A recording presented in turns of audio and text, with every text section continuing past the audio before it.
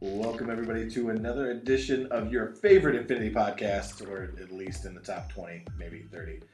Personal Flash Paper. I am your host, Randy, the Baby Seal Glenn. And with me, the moderator of this episode, Ryan Moore. Hello, everybody! Big happenings tonight. Big happenings. And the Baby Seal himself, the Master Baby Seal, Master of Puppet Baby Seal, Robert Baker. That's right, everybody. Dice are fickle bitches. God damn it, he always gets it in now. It's like he knows we're going to try to take it from him. He knows. It's just one of those things. It's the one thing that I can control in this whole podcast. I can control that. So we have a almost exciting episode tonight. All right, ladies and gentlemen. So I have muted both Randy and Rob.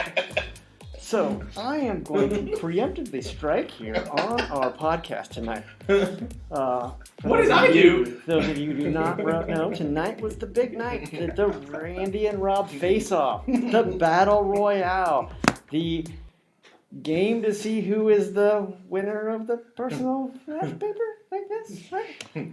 It went down. Randy, sporting military orders, completely painted. Oh, you're still muted, Randy. Don't try to painting fully painted QK faced off on the Shantytown PFP board, playing Annihilation. No? Firefight. Oh, Firefight. My bad. Way to go, Sorry. Dumbass. Big stakes on this game. Randy wins. 10 painted models for me. 11. Rob wins. 11. Rob wins. Randy can stop gloating.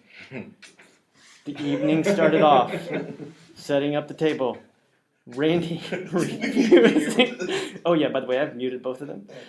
Randy starting talking trash. However, not talking trash about the game, just in general trash talking. Models were deployed, dice were rolled, and the game ensued. Now, who won? Rob, Randy. The poll was out. Randy, according to the poll, you were not going to show up. What happened almost this evening, Randy? What almost happened this evening? Yes. It rained. So it did rain. It did rain. So I was looking at the poll last night, right? And I told Rob and Ryan this. And I looked at my wife last night, and I was packing up my stuff, and she said, "What are you doing?" And I was like, "Infinity tomorrow night." She goes, "I thought we had talked about this. I thought this Wednesday we were going to be doing something else." And I said, No, I told you I have this thing. I said, Ryan has put a poll in the field. I said, and you know what the predominant answer is that I'm not going to show up. I'm showing up. I am showing up. And so she looked at me and she gave me the wife look, and she gave me approval, which was, in fact, true approval, not just, fine. She actually said, okay, but you have to win. You have to win if you're going to go. And so there was just way too much pressure. I mean, there was a lot of pressure on me tonight, but I made it through. Don't get ahead. I'll mute No, you. I was going to say, I made it through rain. I made it through bad weather, through a angry wife, and I showed up tonight, buddy. Baby seal in hand. All right. So, baby seal in hand? You mean club in hand? No, baby seal. Because me and Rob talked about this. I mean, all shit talking aside, I think that everybody. I think the world beater title is. I don't think we're there yet. All right. So a little behind the curtains for you all. I posted that poll yesterday, fully knowing that there's no matter Randy would have to show up. I knew Rob was in, but I'm like, you know what? I'm going to put it on there because there's no way he's going to be able to back down now. 17 votes. They won't play because Randy will come up with some lame excuse. And I read that to my wife. I actually read that. I mean, I'm like that much of a future tiller. Like, Yeah. I numbers.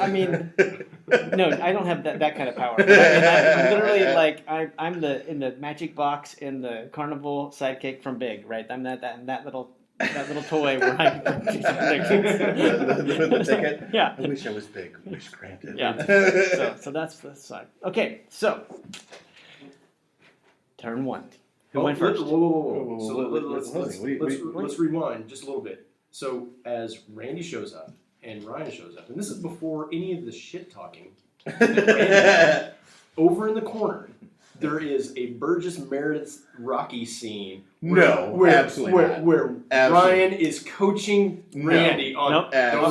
Remember, Don't make me. Don't make me. Don't make him beat you. All right. Don't make him beat you. Okay. So roll back. So Randy has purchased my painted Pano. Yes. Right. Who have multiple games worth of experience against Rob. Oh, that is true. That was true. That was true. They literally and he did not. Also, Randy and I played the Pano against my Morats last week, where I beat him. Yeah, but hold on a second. Be fair. I basically put every expensive model. Yes. I put like 8 models on the table. I was like, I want to see what they do. Yeah. I mean, it was not. So literally that night, I go home. We're sitting around there. I just throw together a list based on what Randy and I had played before. That was a little more well-rounded and talked about, and sent it to him. That's the list Randy brought. He literally brought. And so the pre-game was literally me showing Randy what models went to what units and what was supposed to be in the link team. It's true. So Ryan, you helped Randy with his homework. That's what No, I was saying. actually. No. So I to didn't be help fair- it. I built the list. No, well, hold on. Wait. Stop. Okay, you sent me a list, but that was what we talked about. Okay. No, we're gonna roll that. We're gonna roll that back. No. Just a little No, bit. you want to roll it back? Okay, we go back. We go back. Oh, I will fucking give you. I'll give you. Roll it back Roll to it the list we used last week. The only model you really wanted to use was the Blackfriar and the Seraph. No. I wanted. No. That's not true. That's not true. So when I asked you for the model list, right? Mm-hmm. So the thing is, I've always played Sea of Phalanx, and I basically built a 300-point list, and I was cool with what I had built, and I didn't care. It's fine, right? Well, buying your military orders army, there's like, I don't know how many points are in there. Like, if you really pointed it up, there's probably 700-800 points in there. I would assume. In that box? Oh Yeah. God, no! You've got. Oh, 1,200. Yeah, whatever. You've got well over that. Sure. So the thing is, there's my greatest weakness in any game is always editing, right? So when you brought it, I had the list, and I had made the joke to you, like, all right, we're gonna play tonight. I haven't even made a list yet. I'll do it when I get there, whatever. When I see the models, because I wanted to see what models I liked, and then I would build a list. And so when you brought it, you said it, you opened it up. I was like, oh my god, I have to play with the Seraph. It's a beautiful model. It's a beautiful model. You painted a beautiful model, right? Your Joan looks. That military army looks fantastic. You're a fantastic painter. So Yeah, I had as to. an artist. No, I know. So I had to play with the Blackfriar, and then I was also a scientist, bro. yeah, he was also a scientist, and I had to play with the knights because for military orders for me, I like the nomads. I'm starting to collect, but I've always looked at MO because I like the aesthetics and the kind of the fluffy story, and I don't know why it is with every game. Like 40K Sisters of Battle for me. When I played War Machine, it was Menoth. There's just something about like the religious sects. I ended up playing. I didn't say sex. I said sects. Anyway, He's talking about missionary position. I am He missionary. really likes missionary. missionary. The missionaries are out. I mean, like we said when So- we first started playing, we referred to them as the murder Catholics. Yeah, So murder, yeah. it's kind of that humorous. Right, it's funny. So when we got to playing, and to be fair, Ryan did say, he said, you got a lot of points and a couple things.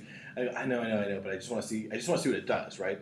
And it was really the rule of cool, and we were really dicking around with what it does. And so Ryan would do something, and I would be like, oh, okay, that does that. And then so it was more like a learning of the game. And then when we got done, I was like, I do like the fire team. And then we had talked about, and I can't remember the name of the model because I suck at this, but the 2 infiltrating, hidden mine laying. Order sergeants. Yes. Or No, not the order sergeants. They're knights too, but. no. The order sergeants are the ones that have TO camo that infiltrate. Mm-hmm. Okay. But I don't know if they're not called order sergeants. No, they're called something else now. But anyway, so It begins with a T. we had talked about that, and then you were Teutonic. like, and then no, then we were talking about something else, and then I had gotten home, and believe it or not, the first time I opened the list that he sent me last week was today at 1:00, and I was building my list, and I hadn't actually looked what he sent. I was looking at the message he sent me with all the models. So I was like, well, I like that Link team, the 5-man, I want the HMG, I wanted all that. And I was trying to cut down on points. And then I think the only difference between what you had built to me, and then I ended up going with it because I was like, oh, that makes sense, was the Doctor and the Blackfriar. I didn't put those in. I had done everything else kind of cheaper. And then I had put one of those infiltrating knights in, or order sergeants. Oh, no, But whatever. they're you know, Freitarian Oh, Yeah. whatever. Yeah. and they're 50 points apiece, right?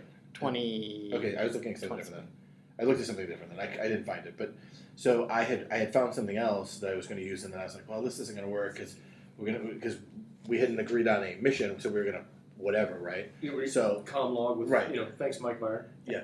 So I was like, well, we'll do it this way. So then I was like, I do need a doctor, and I was going to put in the medic and I was like, oh god, he's horrible. He's freaking horrible. So I ended up going back to it, and I talked to Ryan about it. And I just used it, but he was literally helping me pull him on. I'm like, hey, this is this, right? Yeah, but this goes. This is this, and this is how this works. I'm like, okay, I got it. You can do it, Rock. You can do it. You can do it, Rock. So basically, Ryan helped me identify what the models were, and then you played a game against a guy who didn't know what the models were. So you're not really ragging on me for Ryan handing me models and a list. No. Ryan and I had the conversation about the list, and I knew military orders just from fooling around with list building, wish listing, that I always liked the knights, the aesthetics of them painted up. So I always wanted a knight-heavy list. The problem was that when me and Ryan played, is that I kept wanting to throw that serif on the table, and then when me and Ryan were playing, I was like, I need engineer if I'm going to run this guy, and then I need this, and then by the time you're done with it, you're like, well, you have this huge thing, so it's and you made a point. You can either have the link, the 5-man link, or you can have the serif, which is better. Yeah. So I mean, I guess really I did build that list after our game where we played and then talked about what he liked. Now I will tell you that in a 5-man link, the Hospitaller Knight HMG is just insane, and that's what Randy and I really talked about. Is like this: if you build it, this is what you need to do with it. Is when he and I played, you run the roll, but chose to go second. Yes, which was a mistake. Which we decided afterwards. I was like, you never do that. No. Never choose to go second, because basically then I'm choosing deployment and going first. And Randy's idea was like, well, this way I can see what's coming and set up and get the last turn run. I'm like, yeah, that's great, but unfortunately, I can see everything you have and specifically place my people to destroy those units. So that doesn't matter if you get last turn to flip the switch, because those models are gone already. And so in our game, when I won the whip roll after what? 2 rolls? Two rolls. Us failing the whip roll. Yeah. It was me choosing the deployment side and Randy vacillating, right? You literally waffled back and forth between wanting to go first based on the game that you and Ryan had or going second. And you really struggled with that. I did struggle. So when we rolled and you put me on the side of the table, the problem I have in my head, right, is initially when I'm thinking of the game, I'm thinking that the burst and everything is same. So I'm thinking, burst 4, heavy machine gun, I'll put it in cover, you can move, I have a bunch of guys that can respond to you if I pick the right fire lanes. But what you don't think about is that you don't really get that. It's 3 dice versus 2. There's a range band to it. And so I was like, well, if Rob's making me deploy and I go first, in my head, the smart play is basically hide all your crap. Like, just hide it. You don't give anybody a shot, right? You just hide it and whatever. So I'm gonna interject here. So I played Andrew today, and we played Mine White because it's coming up in a tournament in Oklahoma that Andrew's going to go. I'm going to try to go to. It's one of the missions. So he played his, and literally he won the roll, and he decided to go first, right? Because you flip a console, and then it forces your opponent to have to flip the other one. Yeah. Right, so he chose to go first, and I was playing the Ikari, and I really turtled up and turtled back, right? And so that he was kind of like, even during his first turn, he was like, oh, all right, I can probably get up here. I've got to take care of a few things, but it's going to take him a lot. But he's literally like, on my turn, he's going to be pushed up out of his position, and I'm going to have heavy infantry dudes that can come up and then start wiping him, right? So that's one of the things that I literally tried to capitalize. I was like, I'm not deploying up my 12 inches. Most of my stuff was maybe 6 inches off the back line, right? For that exact same reason. Right. So I deployed all my models out, and I actually, in my head, when I had that 5-man link, and then I had my Harris, I had a Black Friar, and I had a Doc. Yeah. So the 5-man link was 2 Hospitaller Knights, one with the multi-rifle, one with the HMG. Right. took the Santiago Night Killer Hacker. Yeah. Took just a plain order sergeant with a combi rifle and took Brother Constantinos, Yes. right? So Right. that gave you the MSV too. Yeah. Right. So that was your 5-man. So that was my 5-man link, and then I had the night doc. Then you had a Hospitaller Night Doctor Yeah. with 2 POW bots. Yes. 2 servants, and then you had the Black Friar with. Heavy rocket launcher. Yeah, the Heavy heavy rocket rocket launcher, launcher, right. and MSV and 6 cents. Yeah. Right. So that, and then you had. Which Rob didn't believe me that he had. Which Rob twice was like, whatever. He actually thought I was lying, and he actually picked up the thing. Well, because you winked at me. I was You were like, yeah. hey, baby. And I was like, Yeah. whatever. I know you're. And I was then, like- then you had the Santiago Night Lieutenant with Spitfire because Yeah. it's a Spitfire for free. Right. It's a great value. And then I had Then you had the Teuton Knight with Spitfire, Yeah. and then the Order Sergeant with Heavy Rocket Heavy Launcher rocket, and right. the then Harris. the other right? guy, right, and the other guy with the Teutonic Knight was the NCO. No, you're hospital alert. Yeah, whatever. It was one of those. Yeah, Whatever. It doesn't matter. Anyway, so I had placed the 5-man link. I held the doctor in reserve so he could get placed last. I put the 5-man link on the left flank, basically with the HMG showing. Going first, I was just going to try to lock that down. Mhm. Like if you put a bunch of people up there, I am just going to pick one, whatever's the worst, and then take or pop shots if you have crappy troops. And then I put the Harris on the right flank with the Black Friar, and then I put the Palebots kind of behind each link, and I put the Doc with the 5-man link. And the mistake I ended up making is I forgot about the stupid yon-yons. So I really didn't plan for the yon-yons.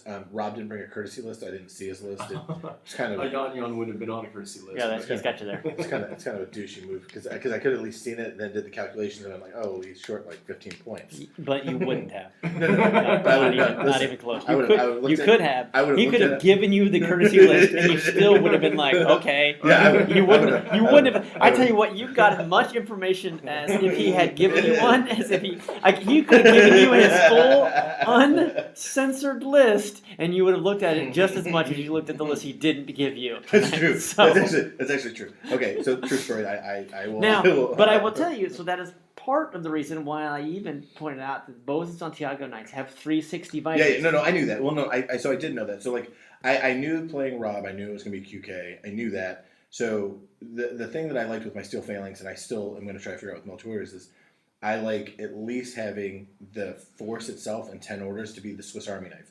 I need something that does at least be able to do a thing. So when I got done with deployment, I held the dock back, and then old Roberto. Yeah, I started deploying, and I had a 5-man link team, which was 2 John Bazans and 3 Gulams, QK, Azrael, Secban over on another corner, Doc, with 2 Nazmats and an engineer. And because firefight is rewarding for the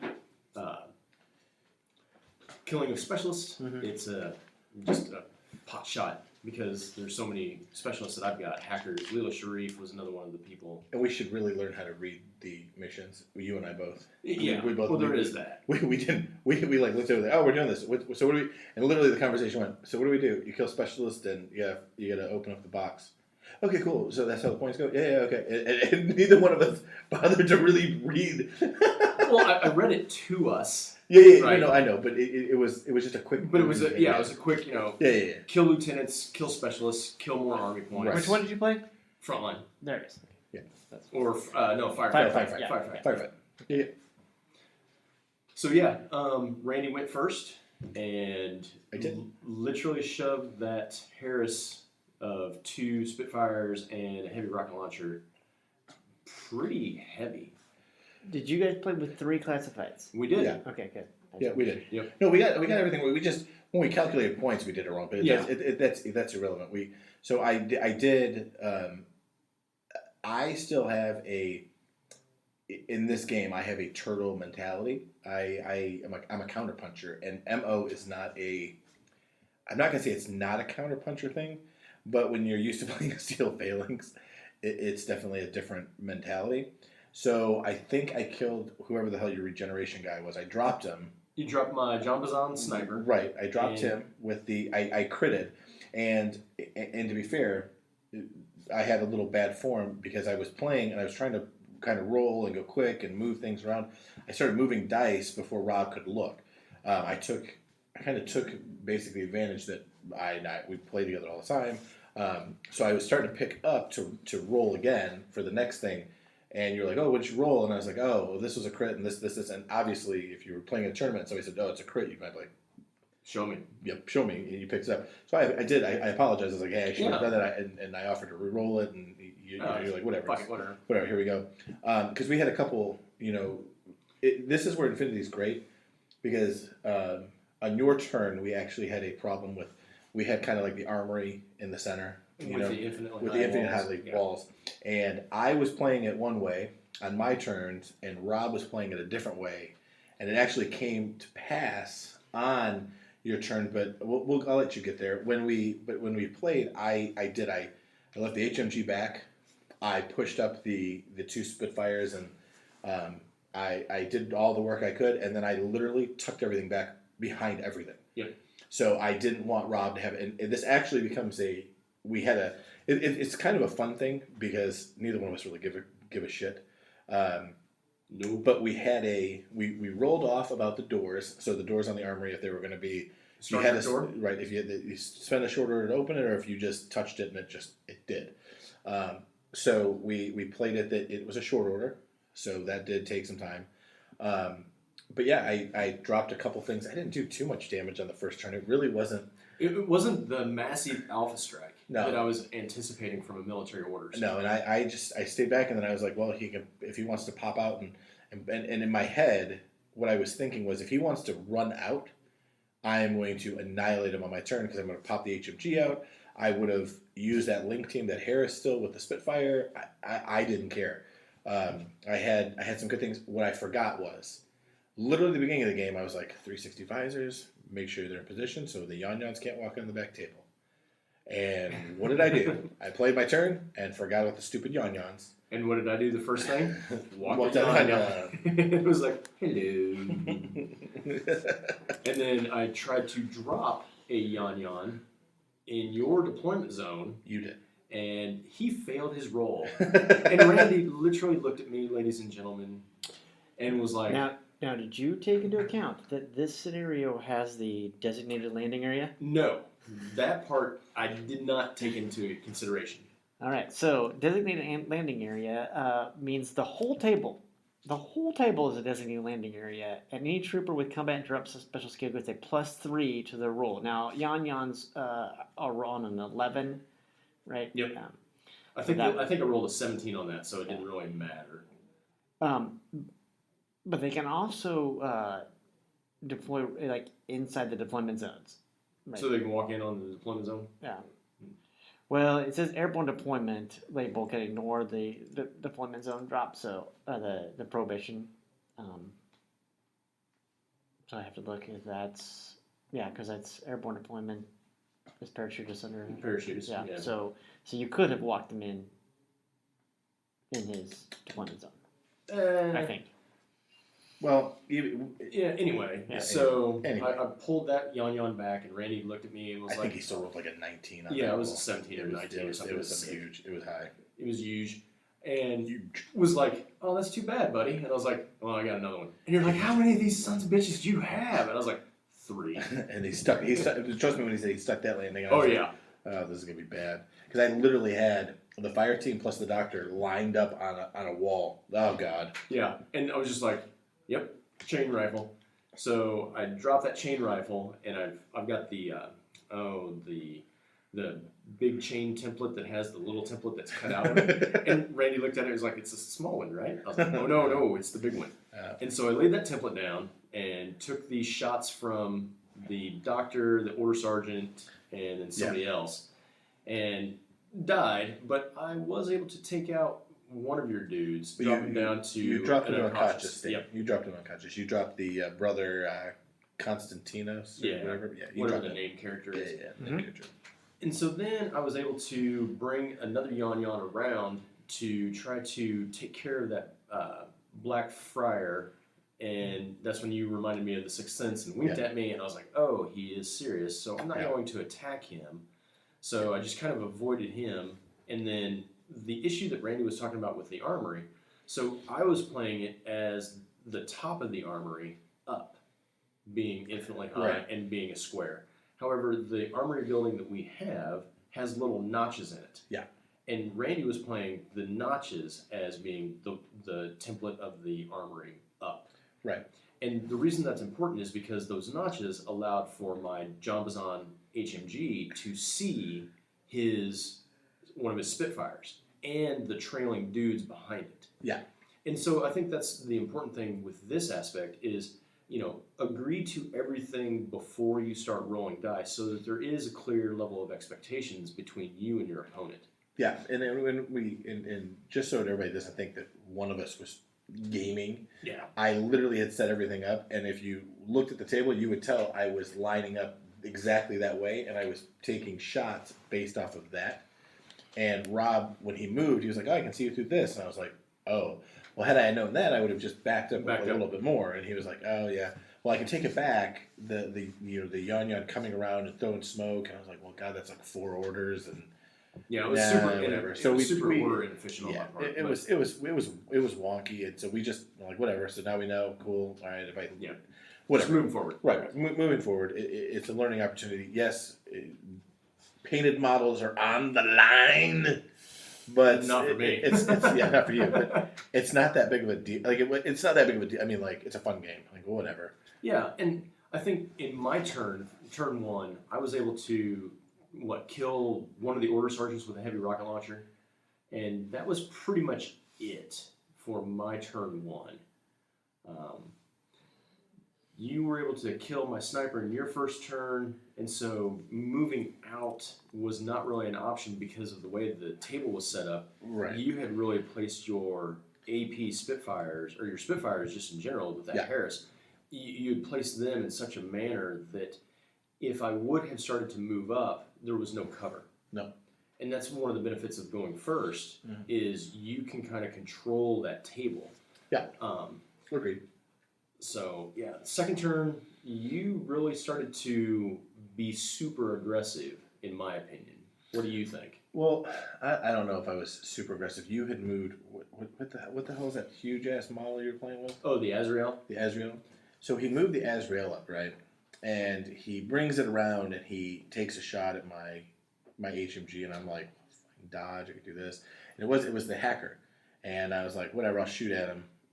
Shoot back with the 2 burst, and I think I actually hit him. I think I critted him or something stupid on one of Rob's last orders. Yeah, so I critted you, and then you were like, "Well, there's nothing I can do about it." I was like, "No, you can roll dice." Oh yeah. So I rolled, and I critted back, so it canceled the whole thing. I was like, I thought crit was that, and he's like, "Well, if you crit 2, then it," and I was like, "Oh yeah." So on my turn, I had to deal with the Azrael on my left flank. Because if I can get rid of it in my head, then my last turn is pushing all the buttons, game over, I win, right? Yep. Because I understood the way I was understanding in my mind that the mission was, is you got a point each for each specialist you killed, and then you got a point for the lieutenant to kill the lieutenant, and then you got a point for each button you pushed. And listen, everybody's listening to this going, you're an idiot. That's not exactly, that's not at all. For the listeners, yes, you get 2 points for killing more specialist troops than the opponent. You get 2 points for killing more lieutenants than the opponent. Right. You get 2 points for killing more army points. Right. And at the end of the game, if you acquire more weapons out of the panoplies than the adversary, you get 1 point. Yes. And that's 7. And then you get a point for each classified. Then you get a point for each of the 3 classified you have. Right. So that's your 10. So this is one of those things. This game also does not end in retreat. Right. Yeah. So this is one of the things that where Rob and I, these are the things where you practice. Obviously, when baby seals play, we make mistakes. So one of the mistakes I made was when Rob came off on the Yon, I never did my classified 2. I could have just spotlighted. Yep. And I didn't do it, which is giving away points, right? It's kind of a silly thing because it's just short order, blah, blah, blah. I believe you can do it in the arrow. I don't know. I didn't do it. You don't have anybody that can spotlight. It's a... He's a hack. Oh, because he's got the killer hacker. He's a killer hacker. Oh. Yeah, true. Oh, So I would yeah. have recycled the card, but whatever, it doesn't matter. Anyway, so and there you go. See, this is why the outcome of the game. If I get beat, well, you're listening to why I would lose. And if I beat somebody, Jesus Christ, how do you lose to a guy like me? Dice are fickle bitches. So No, you've had your one for the. Yeah, you Oh, had- no, had- I'm taking them all. So this is where I love Infinity. I hate Infinity, right? Because no matter how good of a plan you make, the thematics of the game dictate that it's not gonna work. So he's got Azrael hugging a corner. I move my Armed with what? HMG. APH. Yeah. So I move my HMG over in the link to take a shot at Azrael. I hit that mother effer.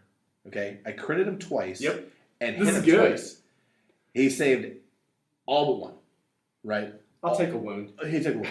So So literally, he did what you did to me last week. Yes. Is that what you're saying? Yeah. So basically. Oh, So Just checking. so I had 9 orders on my second turn because Rob had dropped a guy,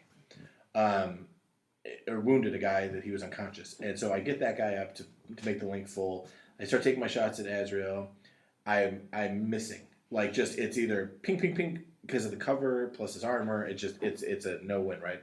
So I move the Spitfire fire team around and I start throwing Spitfire at him because I'm like, well, at least I'm close. I'm trying to get his cover away from him, and so it doesn't work. And so what I'm basically doing is every time I'm shooting with my HMG, I'm hitting Azrael with an HMG, and I'm picking off one support character that Rob has out. So I'm kind of splitting my fire, and it took me 7 orders. I was gonna say 6 or 7 orders. 6 or 7 orders to drop Azrael. So my whole second turn was sitting behind cover everywhere still and popping off Azrael. And I did finally remove him from the table, and it was great. And then I think I cleaned up both of your hackers. Yeah, you cleaned up the two Drew's hackers, and I think that was it. And then he had a bunch of support characters and his lieutenant. They were all prone, so I couldn't see anything. And then my Black Fire was there. I wasted so many orders getting rid of Azrael, but I couldn't let him live to come around the corner. Right, I wasn't going to go 2 dice against his 4. That didn't sound smart at all. However, if he would have moved, he would have had 2 Spitfires and an HMG as an ARO constantly at him. But things are going to bounce off of him. I mean, you're just the amount of dice at me was crazy. The mistake I made in that turn, the big mistake was I didn't get the Black Friar out and around from the Yon to protect the silo for the weapons cache. I thought I was in a pretty good position for it, but again, it's one of those things that your turns you kind of get focused in on an area, and what ended up happening was I ended up just owning my left flank or Rob's right flank. There was nothing going to come down that at all, and I locked him down. He had to keep us because if his guys popped out. But what I had kind of turn 3 kind of set it up that I made a really big mistake that I don't know if I'll make again. And Rob pointed out afterwards, and I think he's right, just by how many orders it was. But I thought at turn 2 that there was no way this was by how again we had the points, we had the scenario wrong about how the points were, and I was calculating in my head. And I'm like, there's no way he can do anything. Like I have him basically locked down. Yeah, you could tell at the end of your second turn, right, that Randy was looking at it of I've got this. Yeah. This is mine. There is no way that I can lose. And then all of a sudden, my Yon came around the corner. Yeah. Opened up the weapons cache, and it was, oh shit. It's 2-1. Well, so in our heads when we're counting score, we were like 2-1 because 1 point for the weapons cache for him, and I had 2 points for the specialist. Again, we're wrong on how we're keeping score at this point. So as you can tell, because we got the mission wrong, our tactics are way wrong on how we did things. They're just not right. Well, and I think that was because I was saying this is a specialist, this is a specialist, and that's you're killing more specialists. Right. And it was translated into I'm killing 2 points for this specialist, Right, and 2 right. points for this specialist. Yes. As opposed to I've killed 2 specialists to Rob killing no specialists. It's Right. 2 points. And so I was able to open up the weapons cache, and then you had removed the Azrael from the board. Yeah. But I was able to reform a link and start, basically turtling up and figuring out, okay, if I can get this Black Friar down, it opens up my left flank, collapses your right flank. Yes. And so I pulled that Yan, get the weapons cache. Okay, that's a point for me. And then basically did a suicide run for the Black Friar, and it was just a slap fight. Yeah. And then all of a sudden, I was able to get the template down. Yeah. And drop your Black Friar into an unconscious state, and you had killed my Yan, which then opened up a lane, but I was out of orders. Right. All right. So is that bottom of turn 2? Bottom of turn 2. So and Randy has killed more specialists. Yep. Yeah. And Rob has acquired more weapons out of the panoplies. Yes. So it is 2-1.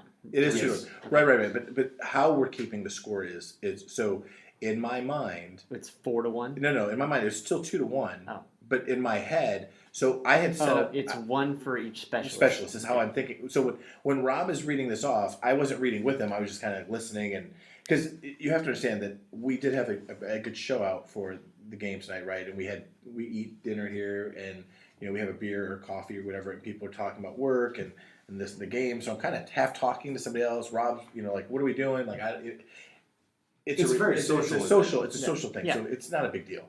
So the reason this is important is because I'm like, oh, you get a point for each node you open, right? Is how I thought, and a point for each specialist.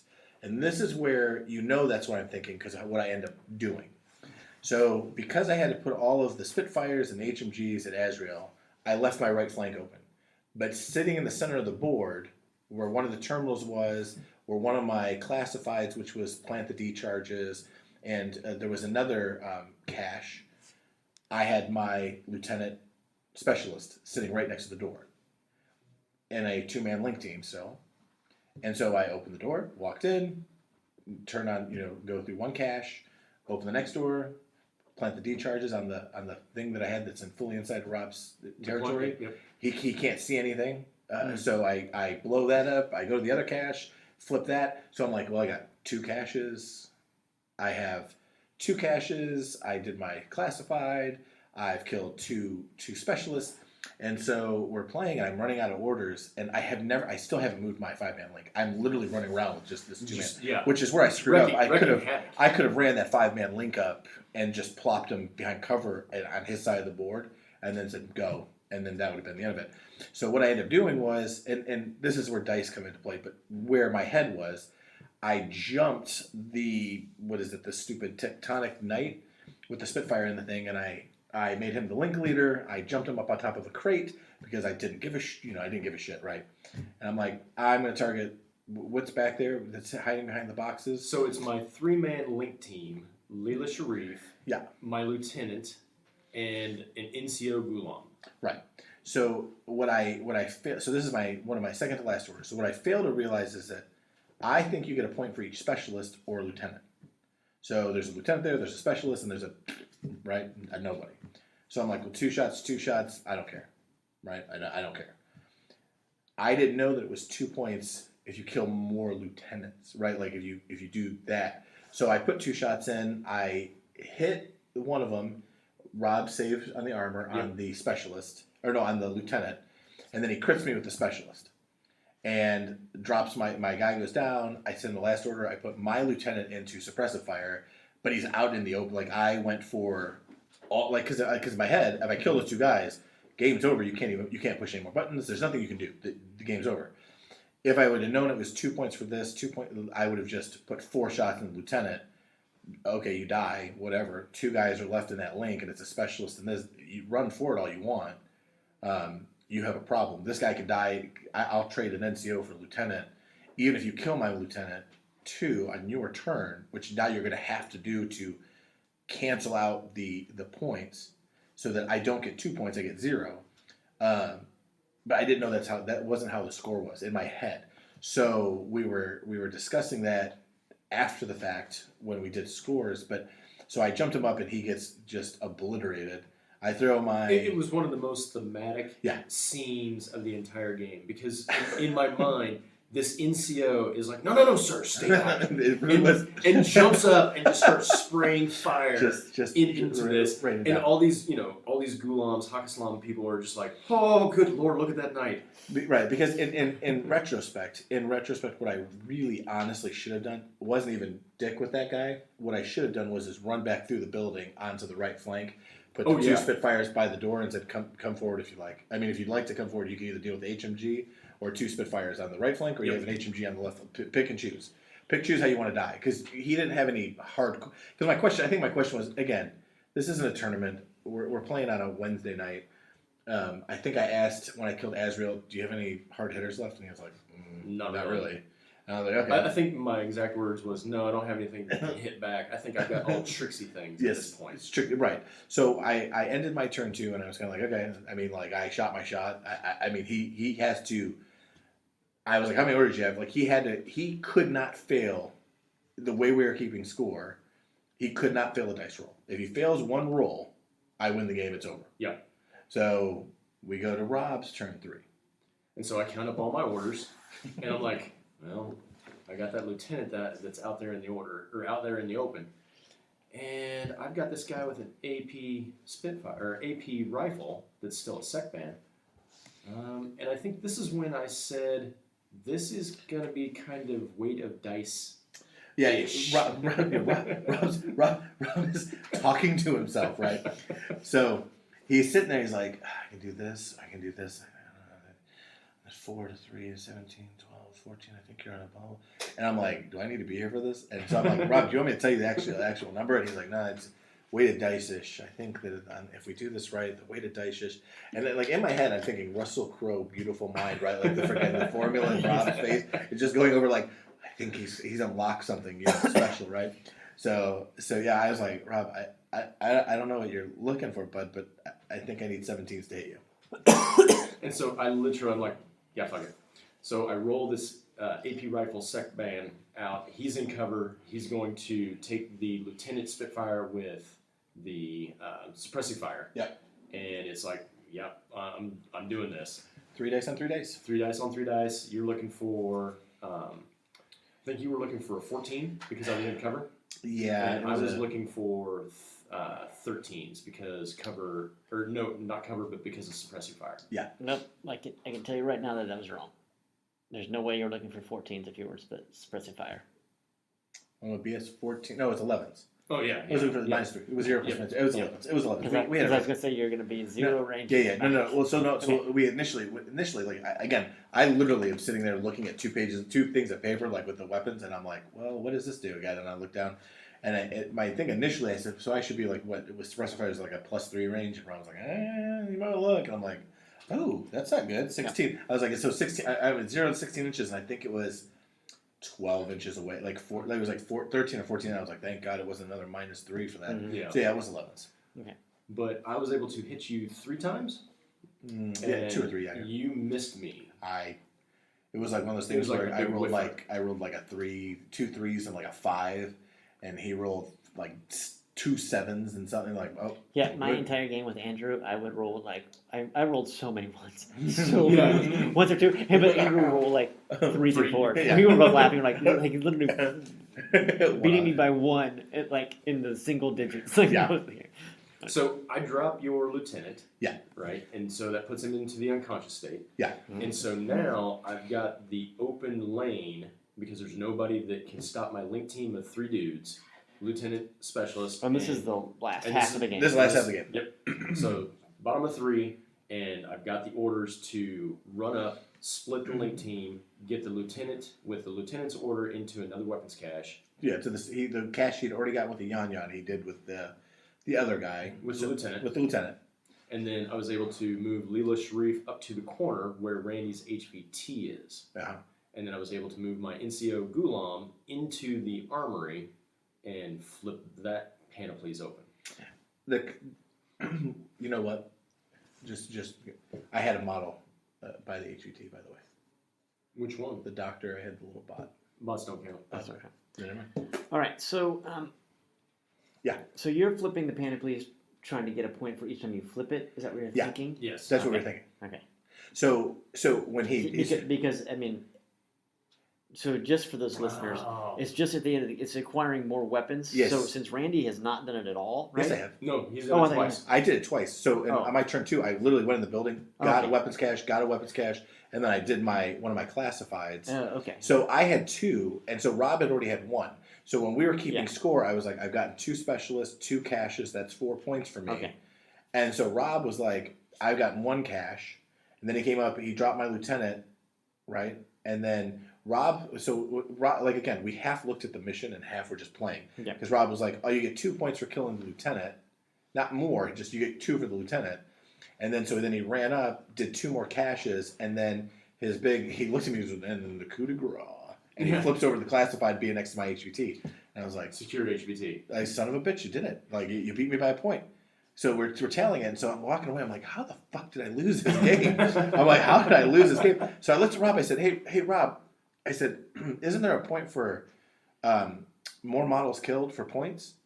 And he goes, oh, yeah. Yeah, there is. He goes, I guess we tie. And I was like, should we, Rob, what's the mission?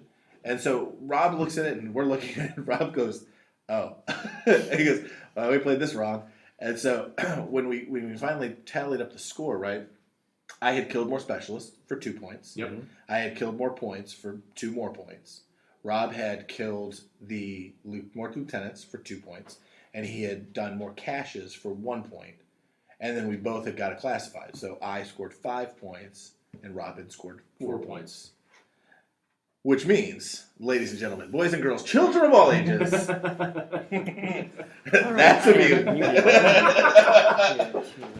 You cannot mute me. So this is how my game has gone. Next, I'm playing next to them, right? I'm seeing them play. I'm listening to them go on, and I'm popping over and I'm watching every now and then. And then they end and wrap up, and I hear that that's how it went. And Randy said, Rob wins. Rob won. And I was like, oh, all right then. So we go. Then I continue to play my game. We finish up my game, and then Randy pops up with, oh, actually, I won. We were wrong. we were really wrong. So the emotional roller coaster of the evening all around was just crazy. However, I do find it really hard to put some weight to this, considering neither one of them have any idea what mission they were playing. So who knows really who won this thing? That's what I'm saying. Well. So we went back and looked at it. So I will say Because I feel pretty confident that I knew what the hell I was doing I- in terms of the mission. I had no idea Because I was like, oh, that lieutenant's out there. I got to kill that guy. Yeah. So I will wholeheartedly. I have no idea what the hell is going on ever in these games. I'm just trying to kill some shit. Yeah, and I will say on that, like, so firefight is a great mission if you don't have a ton of if you don't have to be really tricksy, if you like. Mm-hmm. And so the military orders list that we put together is very Kelly. Like it's literally what it does, right? For sure. And survivable because it's like a lot of 2 heavy infantry guys. Right. So had you pulled up something, if you'd pulled up supplies or something like, or mind wipe, which is what Andrew and I played, I think you would have, Randy, that list would have been very, very much on the back foot, right? It probably would have been. So it's really kind of I bring it up because it's really kind of an interesting thought processor, like kind of thought puzzle, because that list for that mission is very good.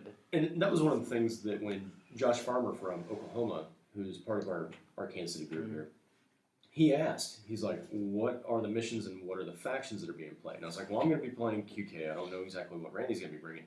However, to the mission aspect, it's going to be the comm random. And that is it's literally a crapshoot when you are playing Infinity, because Infinity is one of those games where if you are prepared for a firefight mission with military orders, for example, or a mind wipe sort of mission with QK and the specialists that I've got, it is a wildly different game. And that's kind of why I bring it up, right? Because so Andrew and I played mind wipes specifically to practice mind wipe. However, I didn't change my Akari list. I was like, I'm gonna take this list the way it is now and just see, right, just where are my holes, right, for this specific mission. So his list was geared towards more towards the mission, where mine was my basic list that I've been playing that I haven't geared. It had 4 models that could actually destroy the server, right? I had an engineer who has decharges. I had 2 Yan-Yans who had anti-material close combat weapons,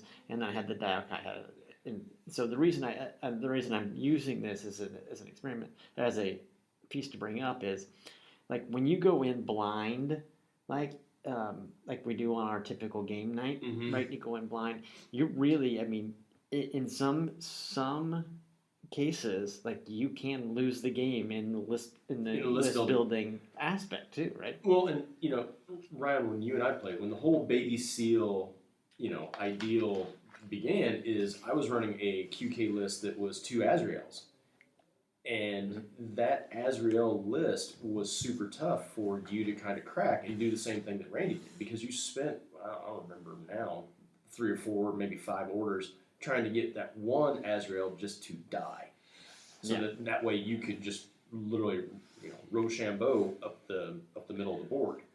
So yeah, I think that Infinity lends itself to planning out what you're going to take, how you're going to take it, but for an all-comers list, doing the random combo, I think is a lot of fun. Well, I mean, so I also think that's why Infinity's built the way it is, right? Because a lot of times you look at it, it's like you pick the mission and then you pick the list. Right? Which they do for purpose. Because if you think about it, going back to the thematic image behind Infinity is you are a Black Ops specialist team going to achieve said mission. So you do not care if everyone on the team dies as long as mission is achieved, right? Yep. So that really reinforces that thought. And I think that, especially for like newer players, is the hardest piece to get, because let's roll back 2 weeks to when Randy was 2 weeks ago. When Randy played, a week ago, when Randy and I played, he was like, I want to take that, I want to take that, I want to take that, I want to take that, and so he's just these are the rule of cool models, and he and I played, and I won. Like it wasn't like I didn't roll over him, right? There was mid game to late game, I really started rolling over him once I kill out the big pieces, right? But that lends to that thing where, as a new player, you can be like really excited about these cool models, and they're taking these tags and doing this stuff, and then somebody drops them, and then you're like, well, I don't even get to play with my toys, because I went first and killed the Seraph before Randy even got to spend an order on it, and he was like, I really want to spend an order on it. I really want to play with this model. And I'm like, okay, cool. I'm gonna make it trash before you even get touched. right. Well, I mean, and that's the thing about going first and second. And I had kind of set it up. And I remember when I did, I set it up because I was like, what I really was doing, and I don't know if anybody else plays this way, and maybe it's just me and how I at least my thought with armies. How you process it. Right, is if I'm playing a game to see, I don't really give a shit if I win or lose. I don't care. I'm trying to see what it does, right? So when I put the Seraph out, the smart play would have been to tuck it away and go whatever, or pie it out, right? I literally set it out in it was just sitting there. And it was target practice. Yeah. I wanted to see how much pain it could take. Well, and so that's an interesting thing, because there is an aspect to putting it out there. Yeah. Because especially on a tag. So let's just say you have an extra 75 points, right? And you put a tag out there, knowing that the rest of your army is going to do all the work. Well, that tag for your opponent, it's big shiny. They're going to look at it, and they're going to come at it, and they're going to do everything they can to get rid of it, and you really don't care, right? Now, if you're playing 300 points, 75 points is significant, so you really have to have the rest of your game has to be strong. But there is a mental game aspect where that can be advantageous. I'm going to put it over here. Now, Randy, the other thing is that Randy didn't have it in cover. He had it out there. So if you put it in cover and give it an extra 3, right, we didn't really play really as effectively as he could have, because he could have put it in another position in cover and put it in suppressive fire with a command token on his turn and give me more, right? Because if he can burn now, and I was playing the Morat list, and I was playing a Morat list I've been playing or messing around with mentally for a while, that is only 10 models, but it has a ton of orders. It has 3 impetuous guys. It has 2 Suriettes who have tactical awareness. It has Cornac, who has Strategos level 1, but also +1 lieutenant order. So it has way more than 10 orders, right? And that's the whole purpose of that list, is it's just got a ton of orders for slow models. So I had the orders to burn, but if I say only had 10, 12 orders total, and I had to spend half of those to get rid of it, then in some cases that's actually a good use of that 75-point model, right? Sure, but I think the end all. I think how everybody tests out their lists are different, right? And I don't, and I'm not going to play in a bunch of tournaments. I generally won't travel for any. I mean, there might be a time soon where I'll go to one here or there. But when I kind of am putting together lists, right? I literally took, and even you said like. You got a lot of points because I was trying to figure out how to take the Seraph, the 5-man link, and Joan, and Ryan was like, "You can't do it." And I was like, "No, I can do it." He's like, "You can, but you're gonna have like 6 orders," and I'm like, "And like I honest to God didn't care." Yeah. But and that just leads back to I think it's a preference, and I think you're right with Infinity. I think when we play, I like the random aspect. I think I would actually dislike this game if on Monday somebody said, "You want to play? We're going to play this mission. Build a list."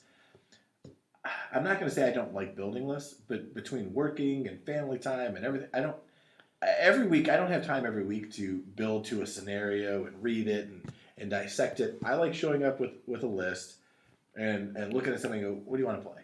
I don't really care. And then there's, well, it's whatever. I don't, because at the end of the day, what Infinity is for me as a player is, especially in a COVID world where we're finally coming out, is I get out of the house, I get to play a game for a couple of hours, we get to podcast, I go home. Yeah. But here's the thing. I think especially like if you're starting a new army, if you're starting up, that mentality, Randy, I think is great, because then you are putting yourself in some cases behind the 8 ball to start one. So then you really have to play that mental game of how I'm going to position things and things like that. How I'm going to get out of this. And I think as you get more familiar with an army, more familiar with what they do, then you start taking the other aspects of like, if I know my mission, how can I craft this? Right. Yeah, so sure. I think it's literally a natural that's a natural progression of your list building and game play, right? And this is like your 4th game in like 2 years, or something like that. Well, I mean, so I think like let's just say by the end of this year, like November, December, you may be crafting your lists a little differently, right? Because you're going to be used to playing with stuff, and you're going to be like, okay, I really like these couple pieces, and my objective is X, Y, and Z, and so you're going to start crafting. And I think that there's another aspect that as you evolve as a player and you see more things, like tonight, you were like, what is that? It's an Azrael? What the hell is that? And I'm like, oh, it's a killing machine. And, it was, fudge, I've got to spend an order to do this. I've got to spend another order to do this. It was. And so now, when you see an Azrael, if you're playing Mike, in his QK list, and he brings an Azrael, you're going to be like, oh, that son of a bitch needs to die. Well, I mean, and the thing about it is that I like I like tournament packs, like the next guy. I like to know what's coming, and that's a different ball game. But in reality, I mean, beer and pretzel night, which this is what I consider it. I mean, I can be competitive. I just Rob and I were talking about this through our game and before about competitive scene and just some of the things, and I don't know if I'm just getting old, which I think that's part of it. It is. I'm getting old, and I'm hopefully I won't be as fat one day. But I just don't care. Like I want to come in, I want to open up the models. I like, because I'll be honest, the more Infinity, especially in Kansas City, we have a lot of very nice painters. We have a lot of really good hobbyists. Putting down Infinity stuff it's very pretty, and I want to play with pretty models. I don't give a shit if I win or lose. I just want it to be pretty, and I just would like one cool thing to happen for me. Like the last week when I played you, I said, I just want one cool thing to happen. I don't care if I get steamrolled.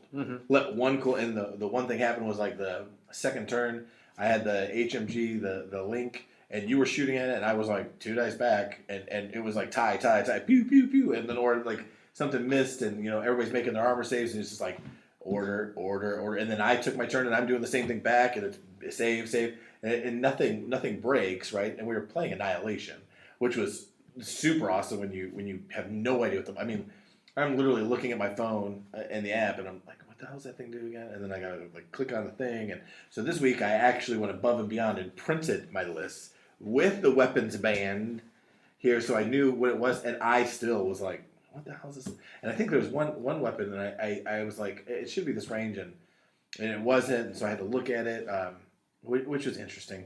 But I don't know. I still looking at this list. I still don't know what everything does, because the mistake I made and Rob said it too. It's turn 3. I should have just ran the 5-man link up, broke it, and then pushed the buttons. Had everybody sitting there, and I could have went suppressive fire and have fun. Yeah. Good luck. And that was so in my deployment. That's one of the reasons why I had that 5-man link team. That almost all of them were prone, is because when you deployed, I was like, oh, that 5-man link team, that is a freight train falling down a mountain. It's going to run up this alley. It's going to sit there, and I'm going to have a hell of a time busting through. Yeah. And that's why I put the Azrael over there on that side, because I was like, well, my best chance is when he does, because in my mind, you're going to set up right there where your classified objective was. Yeah. You're going to sit there, and then you're going to have all of these things. I can bring either the AP rifle SecMan or the Azrael around and rain down fire. So, Randy, you set up first and went first, right? I set up first and went first, yeah. Yeah. I wonder, Rob, if it would have better, because you countered his Hospitaller Knight HMG with the Azrael, right? Yep. Yeah. I wonder if it would have been better to not. Like, put it on the other side, right? And then use it to come up and around for positioning, right? Because Randy's best bet to get rid of it is going to be the HMG over the 2 Spitfires and the rocket launcher, right?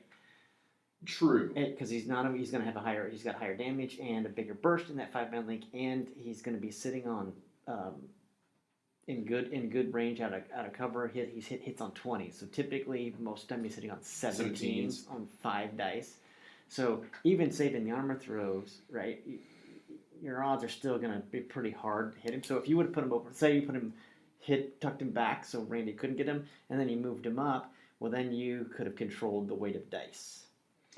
Well, the problem, so I see what you're saying, and the only thing I would say is, I think against a competent player, which is definitely not me, I think the problem Rob was going to have no matter what is, I might be an absolute shit player, but I do understand at least the fire lanes. So the problem Rob had was going to have was left side HMG guy, right side Spitfires Blackfire.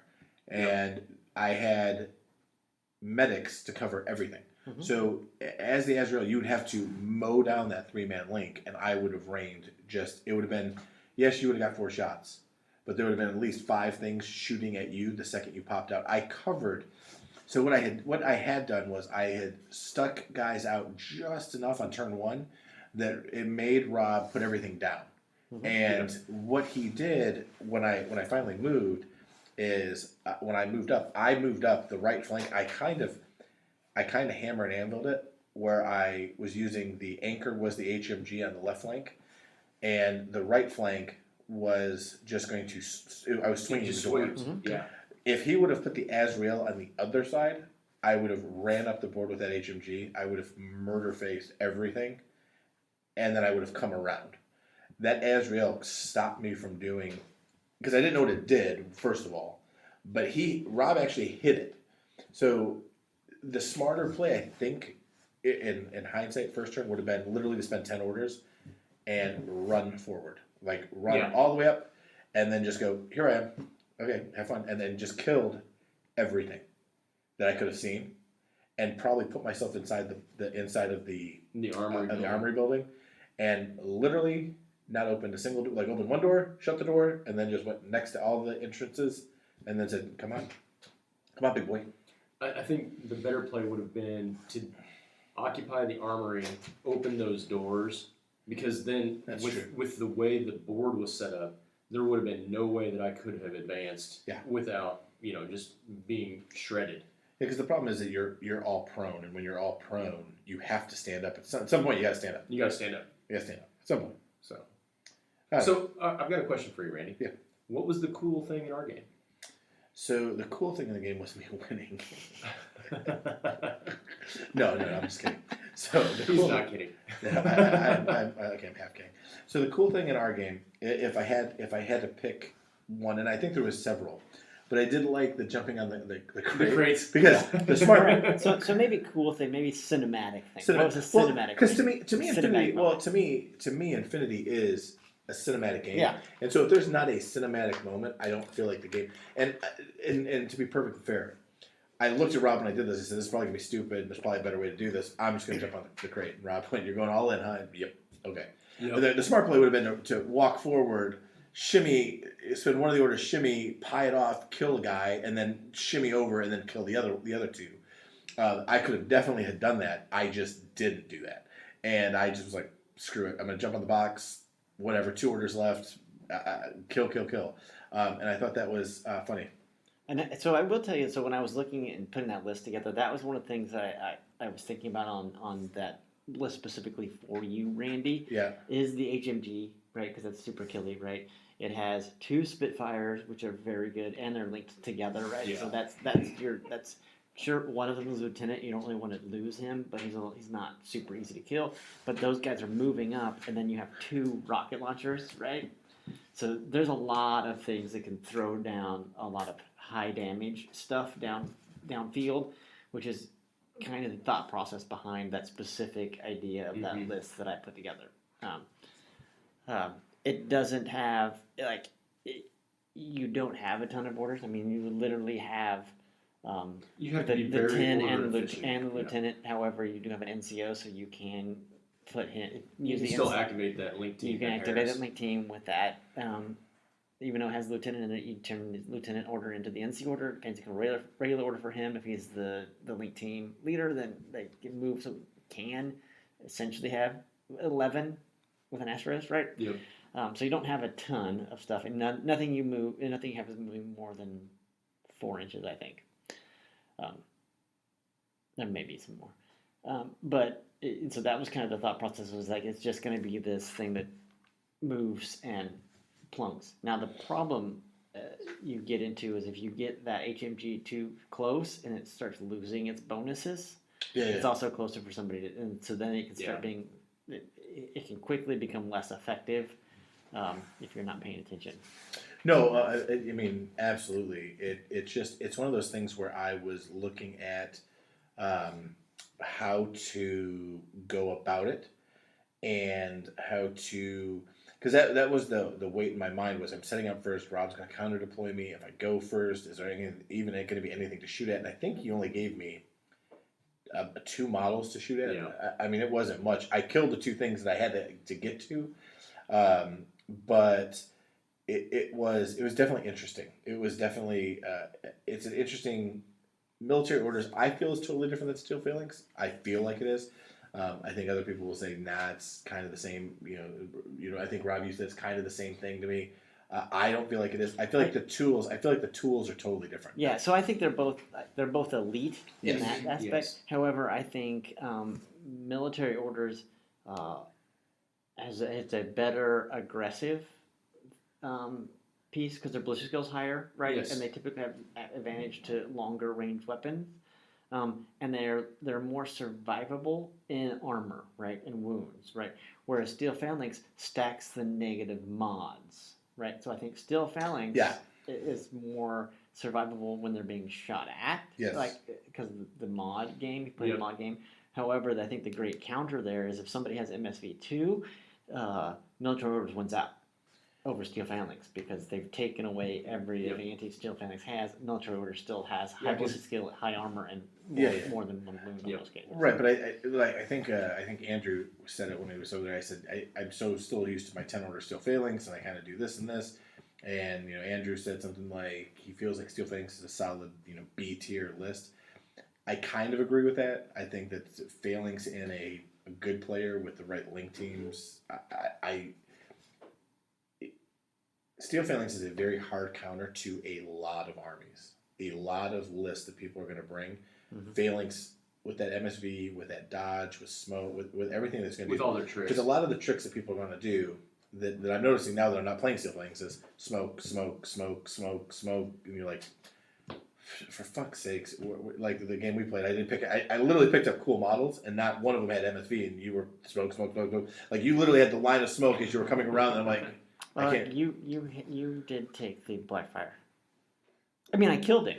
By the Yeah, way. yeah, but, he died. Well, he died. He died like turn 1. I like it was one of the things. I had everything like I covered. I was like, I just want to see what this does. And to be, but like I didn't have anything after. But so that's literally why you had in the list you have now. That's why you have the Blackfire with MSV, and you have in that link team the brother Constantinos with an MSV too, right? Right. And it's literally for those times that he do that. Like he's not because when I played military orders, this was 2 military orders editions ago. Like that, brother Constantinos never went into a fire team because he didn't have that option, but he played midfield.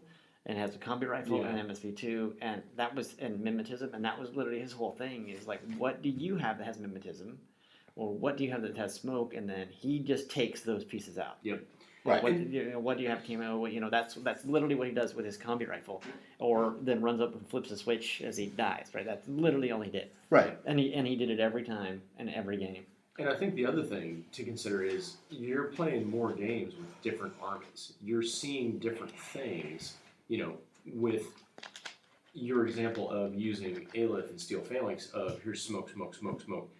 Ryan has played more games, and so he knew to take out that Black Friar, get rid of that MSV2, and then you're playing on the back foot. No, I mean I get that. The last week playing Ryan, I don't. We were really just throwing dice. We both went into it. We're like, we're just gonna throw lead down the field, and it's gonna be funny, and everybody's gonna die. Right. It's hilarious. When you're playing an actual game, right? I still build my lists. Steel Phalanx or military orders, I could play any army, and I would play the same way. I need some MSV somewhere, or in my mind, I need a redundancy if it's a spam army. If it's an elite army, sometimes you only get one, but it's nice to have two. Like, so 2 MSV, 2, 1 HMG, I would like 2. But I had the 2 Spitfires. I like doing the link team thing. I like having a doctor. 2 is better. This doctor, because it has the little, the peripheral servants, that kind of makes up for 2 if you hide the doc right. What I think the way as a new player, when you're looking at things, again, we'll say it a million times, is if you win or lose, it's not, oh, I lost, I got to scrap this, start from. You just might have went up against, and Rob and I were saying this, Infinity feels like chess meets rock, paper, scissors. Because sometimes you're going to play, and you have a chess mindset, and you might set yourself up perfect. And then you roll the dice, it craps out on you, or somebody just has way more of something that you can deal with. There's not much anybody can do if somebody spams the thing that you're just not ready for. If you spam the crap out of it, I don't know what to say. I'm going to lose. When we played my Steel Phalanx, and I can't remember what you're playing now, but contact. And you literally looked. You're like, well, this is what this does, and this is what Steel Phalanx does, and you do it very well. You count your heart. It's a hard counter for me for what you're doing because I had all that MSV everywhere, and then just the ballistics and the burst for the reactionary like it got nuts. Because that's what it did. Mm-hmm. Had I not have played that and played something that had no way of dealing with smoke, you just would have. It would have been just a. Yeah. I mean, with that game specifically, we're talking about that was first use of Hotland and the new thing, and she was pinning down stuff, and that we were both. I think that was the both time. Yeah, I think that was the first time we started playing again. Yeah. And so, like literally after they were like, oh yeah, I could have combined order and then spent on all 3 of these tags, and you could have only shot it once, so she would have gone down or had a whole much harder. So yeah. She's obscene. I still think if you're playing it's an auto. She's auto include. I mean there's a couple as you play different armies and I think everybody will have this is an auto include, and I've seen a lot of Facebook groups, and the fun thing about Infinity is depending on your play style, this is an auto include, this is an auto include, this is an auto include. I think my team will always have the HMG that'll be an auto for me, unless we've talked about it. We're running an event here in a month or so. If we run something competitive, or if we do what we did in the past, which is something kind of more middle of the road fun. If we run something fun, I won't run that link. I just won't. I mean, it's if we run I think the last time 2 years ago, the last tournament I played, we ran the fluffy tournament. And kind of like bring different shit that nobody's seen before, just for fun. I like that, and if that's the case, and we run that, I will run probably no links in the military orders, or it'll be like a 3-man link, but there might be a Spitfire and like some other random. I'll probably, if that's the case, I will run the Seraph, because I think that's just, I know it's a tag, but it's not world beater. But I really believe that 5-man link with that HMG and all the tricks inside that. Yeah. I mean, I know people can crack it. Yeah. But it's a tough. Because the reason the Killer Hacker Santiago Knight is in there is because a good counter to that specific link is a hacker net, right? They can just lock it down because there are a bunch of heavy infantries and you isolate it like that. So that's why the Kill Hacker is there to kind of help protect against that. But if you get past that and you can lock those down. Yeah, you could do. Well, I mean, there's. I think that when people play, rock paper scissors, or in your head you start hard countering everything. Yeah. I mean, anything can be locked down. I agree with the Killer Hacker. I may change it up a little bit to fit me a little bit more. I do like the idea. The thing is that I do need to be more aggressive. I do turtle too much, and I'm okay with that. Like, I'm okay. I still have Achilles. Like, here are all my ARR pieces. Here's the one thing that's going to run into your lines. Eat a dick. I don't care. I'll spend 9 orders on this one dude. Yep. Or one thing. And you go, and when you move, I'm going to start hitting you with these pieces, and I'm okay with that. Military orders doesn't play that way. It could, I think, if you really, really wanted it to. I don't want to do it. I'm going to try to do something different. So I'll be playing with different pieces. More competitive, the 5-man link will always be there. And then it's the other things that are going to kind of come in and out of the thing.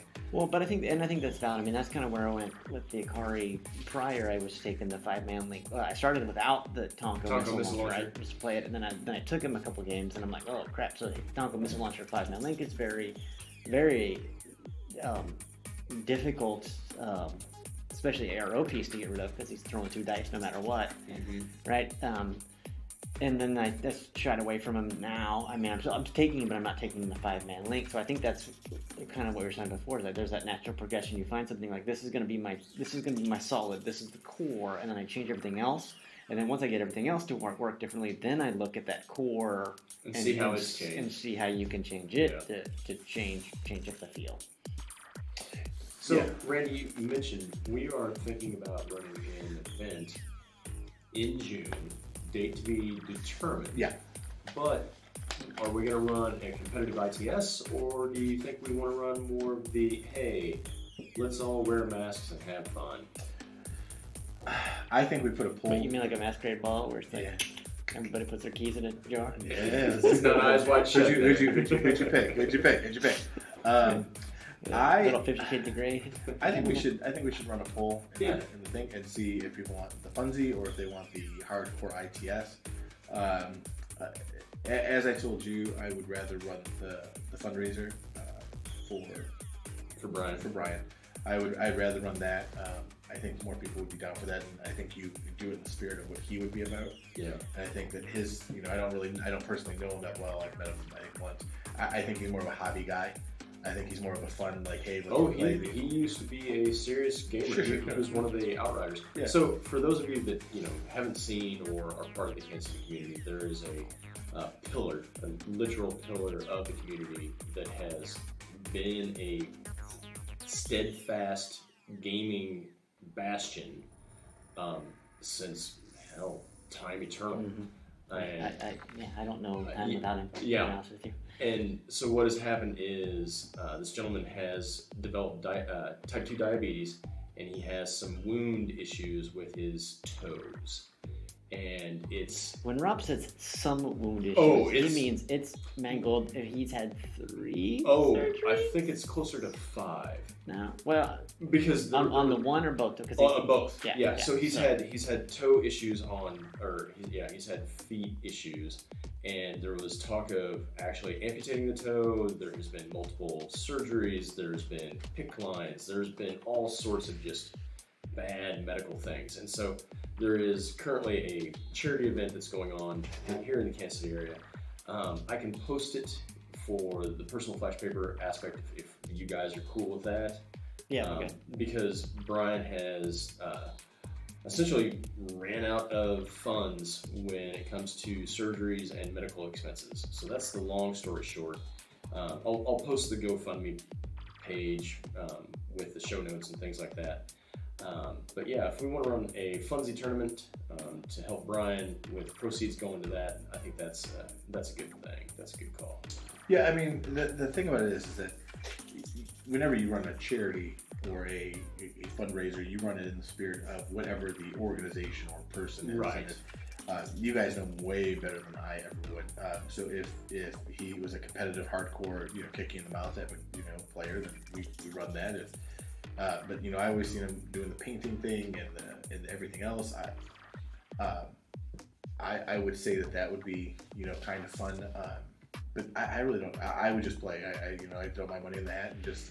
I don't even care about a prize support. I think you have everybody come in, throw $20 in the thing, and hey, winner gets, I don't know, pat on the back. Thank you very much for winning and your kudos. But you get to throw some money to a decent cause. But yeah, I think we put a poll in to see if everybody wants to do a funsy or if they want to do a hardcore ITS, and we run that and see what happens. I will say that if we run the competitive thing, then there's no crying over spilt milk. When the hard lists come. When the hard clubs for the baby seals when the clubs come out. When the courtesy list with nothing on it comes out. Jesus Christ. Andrew, if you're listening to me, you son of a bitch. No. Nothing but love. nothing but love, buddy. But yeah, I think the problem is that when people say fun or because I don't even remember how we worded that. Well, it wasn't fun. It was supposed to be It was a narrative. It was a narrative. But the key was you're supposed to bring stuff you wouldn't bring. Bring a list you wouldn't normally play. Right. And so that it was one of those things. There's nothing. How do I say this the right way? When you don't play a game often, and you're under the impression that it's narrative will mean something different to everybody, right? Narrative to me means it kind of, this is baby seal time, everybody brings the baby seal list, and you just kind of like smack fight, right? And other people look at it from the point of view of I'm trying to win, and they do, right? Well, so, I think you know what you're trying to say there sure. is that people's idea of fun is right, kind of different. Like, because in the other game, in the online game I play, that Echoes, there's a guy in there who, on our Discord when we're doing some big ops and stuff like that, and he gets irate, and he was like, why are you stopping docking, stop going in this, you're just getting stuff blown up. I'm like, what it means nothing to you. And he was like, I'm tired of having to deal with these guys every day. Okay, but it's not fun for you. But right. all these other people, that's literally why they're playing. So I mean, it's not fun for you. So you want everybody else to stop having fun the way that they're having it, and have the fun you're having the way you're having it. And it goes back to, well, I don't want to paint Pano blue. You don't have to. Right. Well, we actually had this conversation before we started the podcast. Rob and I were talking about it, and we were talking back to old Warhammer Fantasy stuff, and we were talking about the regions. And if you did play fantasy, you know that each region was known for something, right? And the East was known for just they wanted clean, concise, ruly games. And you may look at that and go, God, that's miserable. Like in my opinion, I wouldn't go to any of that. That's horrible to me. But that is what they liked. And I remember talking to people, and I told Rob this. I said the Midwest used to have this reputation. In the South, we drank a ton. That was what we did, right? And you had really good players down there, but like if we came up, booze was the thing. Like we were coming to drink, and you'd have a couple guys. And I said, I remember the Midwest, and I said, I love PACA, right? I went to PACA. I loved it when it was a Warhammer thing. I would, if they made PACA a thing again, I'd go again. But I remember listening to the podcast about the Midwest guys, and it was always like, oh, we're hobbyists, we're here to drink, and blah, blah, blah, blah, blah. Bullshit. Bullshit. I came up, and they're like, oh, well, PACA's a narrative. That's what they do. PACA's a narrative thing. Bullshit. Okay, I like the amount of flags I want to throw when they did that, because people showed up with these, all over showed up with these lists that just kick you in the fucking teeth, and they're like, well, I painted it really well, so I'm a hobbyist. You are not a hobbyist, okay? You might be, but you're here to win, and you're like a Venus flytrap, right? You're trying to look pretty claw, so I was like, what the? So, but the thing about it that cracked me up is that everybody will say it's different, but when guy who thinks that narrative means bring silly, stupid, blah, blah, blah, right? Nothing really hard. Like, almost like SWC, don't bring. That would be a tournament. It'd be hilarious to see somebody to bring. No SWC. Yeah. You can't bring any SWC, or like, you can only bring 2 points of it, that's it, blah, blah, blah. When that guy shows up versus the guy who thinks that narrative means to the letter of mission, I wouldn't do this, but it's still kind of kick you in the teeth type of shit. Because I remember when we had it, and I was like, oh my god. And to this day, Andrew apologizes, like, I'm so sorry for that. I'm like, it's fine. I mean, like anything else, you get over it. I'm like, we obviously interpret it differently, right? And people would message me afterwards, like, I can't believe somebody would do that. And then, like, Grant made a joke, like, when Grant was in the pot, like, that's fucking hilarious. I would do something like that. And I'm like, you're a dick, right? Like, that's stupid. But it's just so people's mindsets that if you don't spell it out, yep, people will do what they want, right? And so I think the problem is when you say narrative fun, describe fun. Yeah. Because my fun, your fun, and his fun are 3 different things. Yeah, you gotta put a box around it. You really have to say, like, hey, we're gonna do this, or you just make. But I think that's why people just say, we'll just play the ITS, and then there's no. You just play it. Yeah, and I think what would be interesting and fun to do is you do like 150, 200 point, right, tournament. Yeah. Right, and whoever's hosting it puts together. Let's just say you're planning to do a 10-man tournament, so you put together 10 lists and armies, and people come in, and before their game, they literally draw a token out, and I'm like, oh crap! Today this game I'm playing Pan-O, right? Round 2 goes around, and you put the tokens back in, and they draw. I'm like, oh well, I'm playing Nomads now. You know what I'd love to play, and this is no bullshit, and I love this tournament idea, and I think it's fun, and other people might hate it. I would love to do a partners ball and chain infinity tournament where each player brings 150 points, one list, and you play the mission, right? So when you win, you go up in points, right? And when the people lose, they go down, and then each turn the top player and the bottom half, they get paired again, and then you get paired again, and then you win as a team. But you get to bring 150 points, I get to bring 150 points, and the sides roll, right? So you play as one. It's almost like a two-headed dragon. But so Raj did that at Wapaka Yep. several years back, like on the one day event, and that's how, and he literally did that way. But he paired people based on, so I scored points and my opponent scored points, and then that went in, and then he kind of paired people up, because like and I believe it was my round 1. Or maybe it was a table. No, that was what it is. The four people went into a table that all had the same scores, and then they divided up between the 2 of them, or the 4 of them, who was on whose team, right? So you weren't high player paired to low player. It was a table of 4 of the top 4 people, and they picked a partner based on a couple of criteria, right? Because like my first round opponent, our teammate, was my second round opponent. Yeah. Well, you end up getting that because, but I mean, if you want to make it easy on yourself, you just pair everybody up, right? You just draw it out of a hat. Who cares? Like blah blah blah blah blah. Go to your table. Well, but I mean, so you did kind of draw it out of a hat, but it was also but they were still ranked. So it was right. Well, after the first round, I won. I got this many points in the event. You got this many points, and then you and your partner have the same points. So you're not going to play together again. You're probably going to be against each other because you're both the 4 top guys and against the. So if you have 8 guys, there's 4 on the top, 4 on the bottom. The top and the bottom are going to play together, and then now you're gonna the cream and rises again, and then it kind of keeps getting mixed. Because I've done tournaments like that in other gaming systems, and it's hilarious because you you'll get a world beater, a guy who's got a world beater army, gets unlucky with a couple dice rolls, ends up on the bottom. The next thing around, he's on your team, and you're like, "How the hell did you lose?" Yeah. Here you go. Jesus. Well, and what was really fun about that tournament specifically is, I think that was also the only time I've had a K1 combat rifle do anything, and that was against, I believe, Tor's, whatever, not Islam, badass or what? I can't remember what he. No. Was it Tariq? No, it wasn't another. That's what we should do. We should. I want this on the list. Does anybody want to play a ball and chain or some sort of team tournament? 150 points per person. And roll it out for charity. But so the other part that was cool about it is you can get stuff that your lieutenant can get some bonuses based on some cards you got that can carry it over. And my teammate dropped one of our opponent's models, and it was laying there laying prone, right?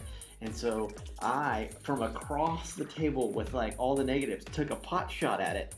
So I killed it. So I got the points for the kill. So Mike was up. So literally I stole my teammate dropped it, helping us out, but I took the points to the end all total of the thing. So my score was out better. That's I think that was when I played, and that was Matt was on my team, and then we went to the final round, and Matt was my opponent. Oh, that was one of the first. Mission critical. Yeah, so that's and we went. No, it wasn't a narrative. It was just the team because the narrative. Yeah. So that was like Sunday. I think it was the Sunday. I don't know. Yeah. But so we went in, and so basically Matt and Chris Yu were a team, and that's when me and Nathan were a team, and like it got to the point where like they had Sun Yu and like somebody else, and we actually were able to drop them. But I was playing Toha, and Nathan was playing Combined Army. And it got to the point that I'm like, Nathan's got more points than I do right now. So he's going to win by default. And so that's when the conversation is, so can I shoot my teammate?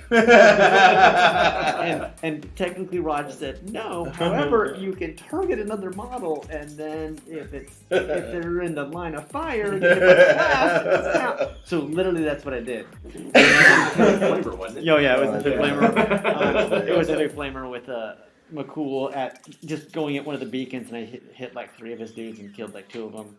I remember watching that.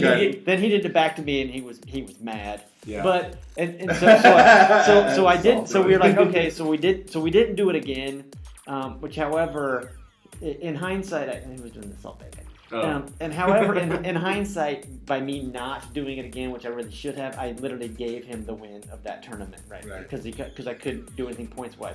Because I had multiple more models that could have done the exact same thing.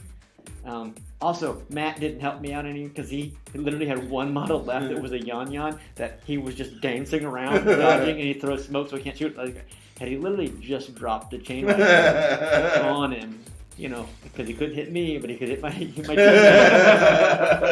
He would have helped me out, but I wouldn't do that. But the fact that like Nathan and I both did this swing around with some dudes and like took out like everything they had that could kill us. Like on turn 1, like we had won on turn 1. Yeah. So literally, our opponents were just like pieces moving around. So the game of chess that Nathan and I were playing, trying to position and score points and see how we could. That's hilarious. Yeah, Nathan's a good player. Well, I mean, that's the funny thing. So now this is getting my vote for the next tournament we do is to do the partners tournament. I think that's hilarious. 150. Yeah, we'll put that on the. The problem is I don't know if you're going to pull enough people. Well, I mean, because if you pull, you have to pull in sets of 4, so you have to pull 8, 12. Yeah. Well, you have to. You're right. You have to pull enough for tables. Yeah. I mean, we'll see. I mean, you never know. I mean, it could be interesting. And if you do get the 10, then you just have 2 people play each other, and whatever you make a round, you just score points. Still with 150 models. I mean, it'll be a quick game. I don't know. Yeah. I don't know. We'll figure it out. But anyway, well, I think we've done this long enough. This is a long enough episode. Yeah, it's an hour and 34 minutes according to the timer. I pay my dues. And there's the music. All right, everybody. Well, okay. It is done. The gauntlet was thrown. It was picked up. Randy did not bail out. I did not bail out.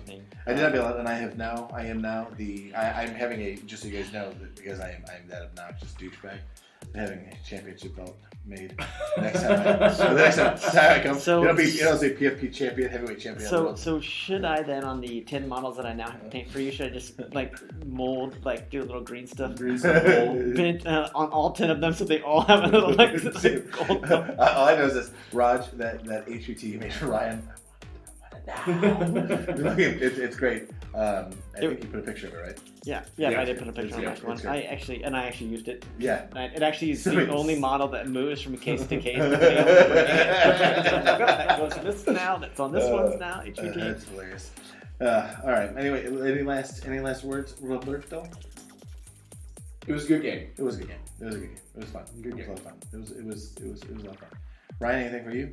Nope. I mean, I had a good time playing Andrew. The only problem I have when I play Andrew is I have to think a whole lot more than I would really want to. Andrew's a great player. Andrew's a fantastic Infinity player. He's a great gamer. And it was the really cool part about it is after the game, we stopped and like, okay, let's talk. And he was like, I really like this, and this is why. And I talked with him like, okay, and I think what you need to do going forward. So we do some convincing after the game, but really more of a like, okay, not like, oh, like this. It's really like, okay, this is like a little more higher level, kind of convincing.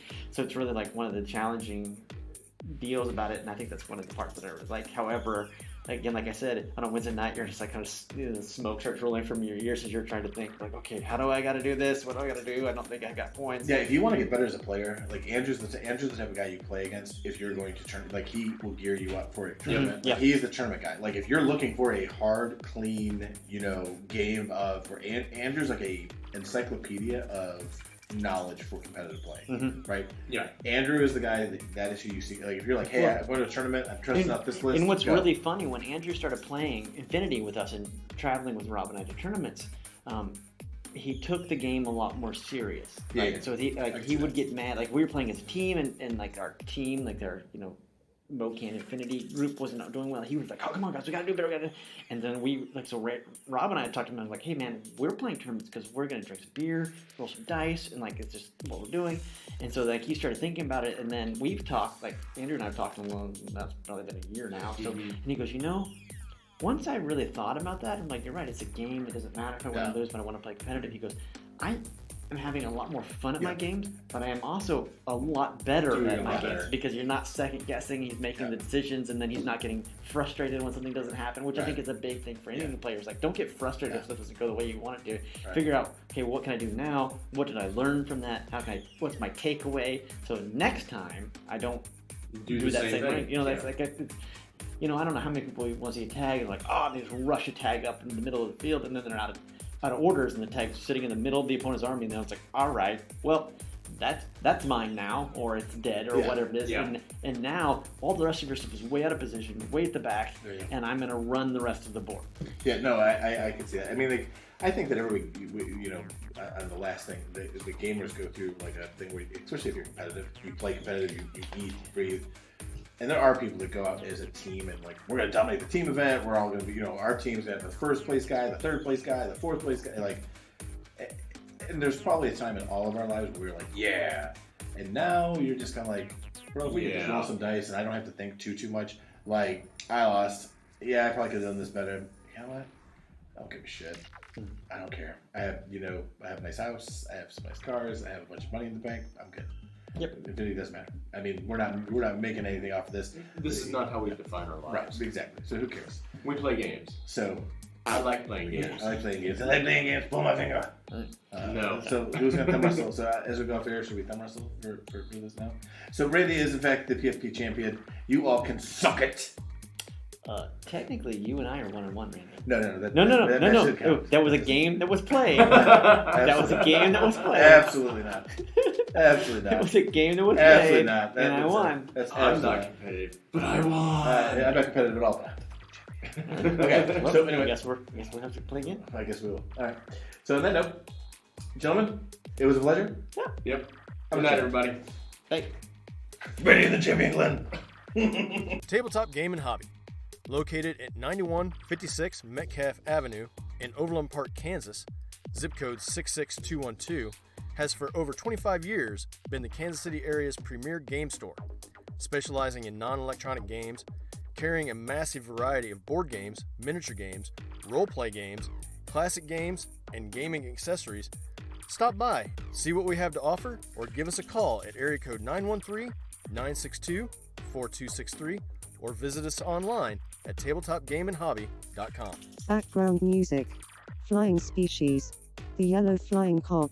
The use of these human works of music is granted under the current Creative Commons license terms and agreements. From the freemusicarchive.org from the artists as listed. Thank you.